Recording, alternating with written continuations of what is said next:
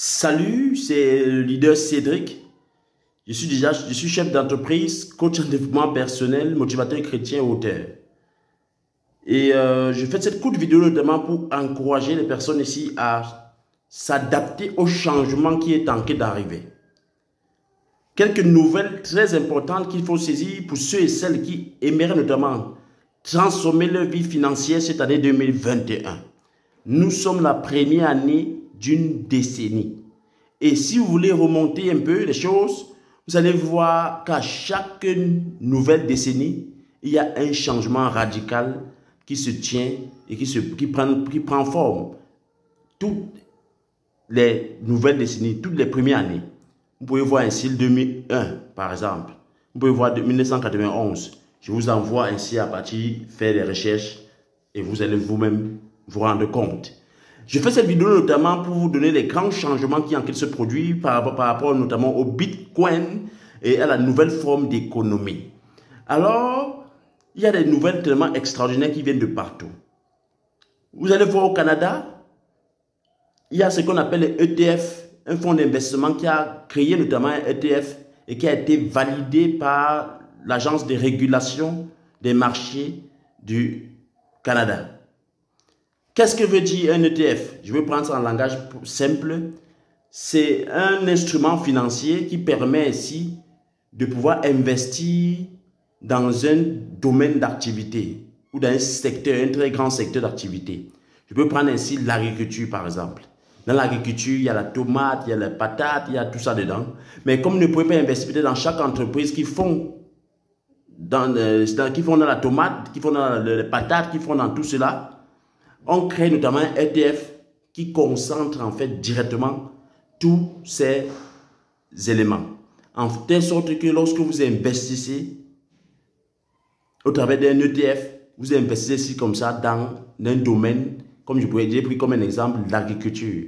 Donc, quand vous investissez dans un ETF qui est lié à l'agriculture, ça veut dire ainsi que vous avez ainsi investi dans la tomate, dans la patate, dans beaucoup d'autres choses qui est lié notamment à l'agriculture. C'est ce qu'on appelle l'ETF. Et quand tu dis, je parle d'un fonds d'investissement américain qui a validé ça, ça veut dire automatiquement que dans le secteur d'activité du fonds d'investissement, il y a à peu près ce genre de choses. Beaucoup de secteurs d'activité, ça peut être dans le pétrole, ça peut être dans l'immobilier, ça peut être dans l'or, ça peut être dans beaucoup de choses. Donc, voilà à peu près ce qu'on peut dire de ETF en langage simple. Deuxième nouvelle, PayPal permet le paiement par Bitcoin. Et je tiens à vous rappeler que PayPal a 26 millions de marchands à travers le monde. Tesla, tout récemment, au travers de Elon Musk, son fondateur et le plus riche du monde, a investi 1,5 milliard de dollars en Bitcoin et aussi dans le Dogecoin. 3. Mastercard donne la capacité maintenant à faire les paiements et à recevoir des bitcoins. Je dis bien Mastercard. Et j'en suis sûr que Visa va suivre. Amazon lance aussi un projet de ce genre, notamment au Mexique, qui travaille dans le domaine de la numérique et pour notamment faciliter les paiements par monnaie cryptographique. Ça s'annonce révélateur. Et même au Nigeria, où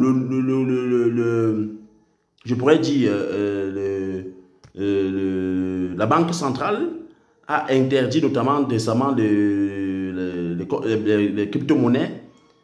Un sénateur a pu révéler dans un journal de ce côté qu'aucun État ne peut effectivement empêcher la croissance de ce type d'investissement ou de ce type d'économie.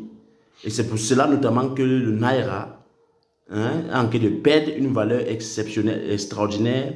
Et même l'artiste de FMI disait il y a ça quelques jours qu'il faudrait automatiquement baisser la valeur du Naira. Encore, Benny Mellon, la plus vieille banque aux USA, permet maintenant l'achat et la détention des bitcoins par un client. Je dis bien la plus vieille banque américaine, donne la possibilité maintenant à ses clients d'acheter des bitcoins. 7. Blue Ridge Bank va permettre à ses clients d'acheter du bitcoin sur les distributeurs automatiques. C'est-à-dire, ils vont acheter les bitcoins en quantité, une partie de leur liquidité en bitcoin, et va mettre cela dans les distributeurs afin de pouvoir permettre à leurs clients de pouvoir recevoir des paiements par bitcoin. Il y a Uber qui accepte maintenant les bitcoins comme moyen de transaction. Je dis bien Uber. Et sans plus oublier qu'à Miami, le maire notamment a décidé de mettre 1% de capital de la mairie en bitcoin. Et qu'est-ce qu'il a dit d'une manière simple? C'est que maintenant, tous les citoyens pour payer les taxes et impôts auront besoin juste de payer par bitcoin. Ça, ce sont les informations récentes qui ont été prises il y a de cela à peine 3 à 4 jours à travers le monde.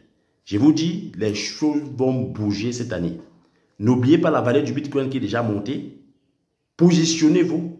Et pour ceux et celles qui aimeraient déjà commencer à gagner de l'argent au travers de cette économie, c'est de pouvoir déjà aimer la vidéo, partager la vidéo et surtout s'inscrire sur les différentes opportunités en dessous. Si vous êtes sur YouTube, aimez la vidéo et partagez-la et appuyez sur la cloche de notification pour en recevoir plus d'amples informations concernant ces domaines-là.